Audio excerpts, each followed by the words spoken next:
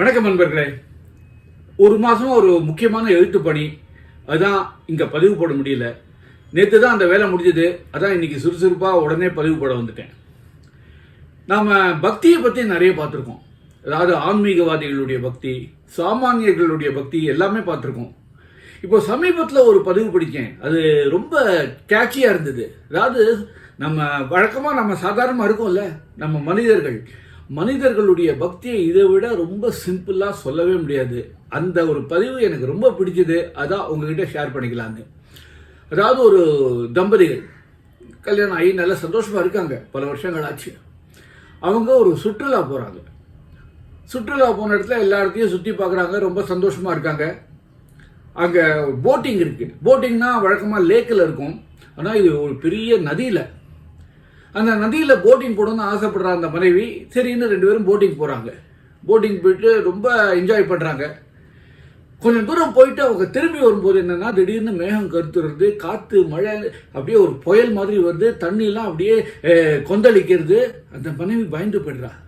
கணவன் பக்கத்தில் வந்து எனக்கு ரொம்ப பயமாக இருக்குங்க, என்ன பண்ணுறதுன்னு தெரியல, பயமாக இருக்குது அப்படிங்கிறாங்க. அந்த கணவன் வேற ஒன்றுமே இல்லை. ஒரு கணவன் யோசிச்சுட்டு தம் பையிலேருந்து ஒரு கத்தியை எடுக்கிறார். அந்த கத்தி இதுனா அவங்க அந்த பழங்கள் ஏதாவது வாங்கினா அதை கட் பண்ணி சாப்பிட்றதுக்கு உண்டான கத்தி, பட் ரொம்ப ஷார்ப்பாக இருக்கும். அந்த கத்தியை எடுத்து அந்த மனைவியோட கழுத்தில் கொண்டு போய் வைக்கிறார். உடனே அந்த மனைவி சிரிச்சுட்டு, என்னங்க இந்த டயத்தில் போய் இப்படிலாம் விளையாடுறீங்க, இது தேவையா அப்படிங்கிறாங்க. உடனே கடவுள் கேட்குறாரு, உனக்கு பயமா இல்லையா, நான் கத்தியை வச்சேனே உனக்கு பயமா இல்லையா அப்படிங்கிறார். அப்போ அந்த மனைவி சொல்கிறா, நான் உங்கள் பேரில் அன்பு வச்சுருக்கேன், நான் உங்கள் பேரில் எப்போ அன்பு வச்சுருக்கேனோ நீங்கள் எப்படி எனக்கு கெடுதல் பண்ண முடியும் அப்படின்னு கேட்குறா. அந்த கணவன் சிரிச்சுட்டே சொல்கிறாரு, இதே மாதிரிதாம்மா இந்த காற்று மழை புயல் இது எல்லாமே நமக்கு பயத்தை உண்டாக்கும், அச்சத்தை உண்டாக்கும், இல்லைன்னு சொல்லலை. ஆனால் இதுக்கெல்லாம் சிருஷ்டிகர்த்தா யாரு, மூலகர்த்தா யாரு, ஆண்டவன். நான் ஆண்டவனை நம்புகிறேன், ஆண்டவன் பேரில் அன்பு வச்சுருக்கேன். எப்போ நான் ஆண்டவன் பேரில் அன்பு வச்சுருக்கேனோ எப்படி அவன் எனக்கோ இல்லை உனக்கோ கெடுதல் பண்ண முடியும் சொல்லு அப்படிங்கிறானா. பார்த்தீங்களா, சின்ன வார்த்தை, ஆனால் எவ்வளோ பெரிய பாடம். அதாவது என்ன மாதிரி கடவுள் பக்தி யாருக்குமே கிடையாது. நான் தான் மிகப்பெரிய பக்திமான் அப்படின்னு மார்த்தடிக்கிறோமே, பக்திமான்கிறது அது இல்லைங்க.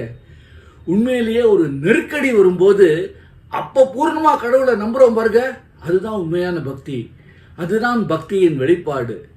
ஆனால் பல பேருக்கு அது புரிய மாட்டேங்கிறது. அதாவது வேற ஒன்றும் இல்லை, கம்ப்ளீட் சரண்டர், சர்வம் கிருஷ்ணார்ப்பணம்னு சொல்கிறோம்ல.